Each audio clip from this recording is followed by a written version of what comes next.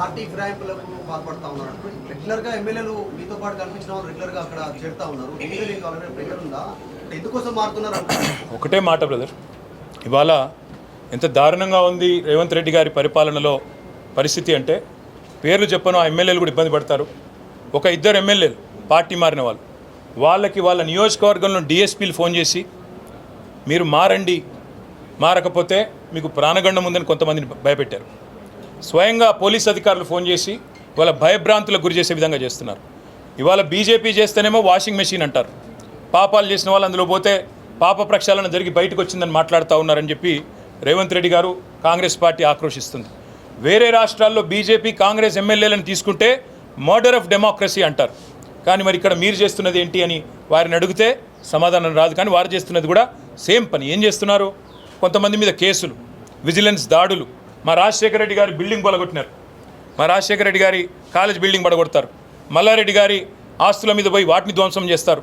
కొంతమందిని డైరెక్ట్గా మీకు ప్రాణగండం ఉందని భయపెడతారు. కొంతమందికి బిజినెస్లు ఉంటే ఆ బిజినెస్ల్లో విజిలెన్స్ వాళ్ళని పంపించి ఇంకా ఇతరత్ర సంస్థలను పంపించి ఇబ్బంది పెట్టే ప్రయత్నాలు.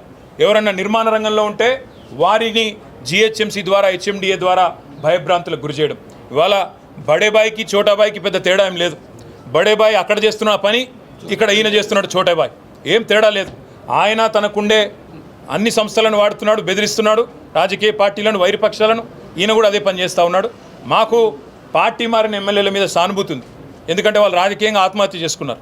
వారిని నేను కాపాడలేను, ప్రజలు తప్పకుండా వారిని శిక్షిస్తారు ప్రజాక్షేత్రంలో.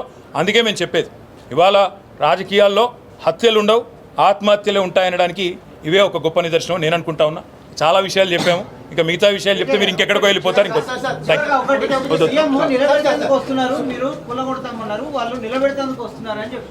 సరే, ఇప్పుడు బ్రదర్ ఒక్క మాట, ఎవరైతే కూలగొడతామని చెప్పారో మొట్టమొదటి పార్టీలో చేరిందే ఆయన. ఇప్పుడు మాకు డౌట్ ఏమొస్తుందంటే, ఏ కడియం శ్రీహరి అయితే చెప్పిండో ఆయన ముందు నుంచే కోవట్టుకున్నాడేమో, ముందు ఆయనతోనే చెప్పించి కథంతా చేస్తున్నాడేమో అని మాకు డౌట్ వస్తున్నది.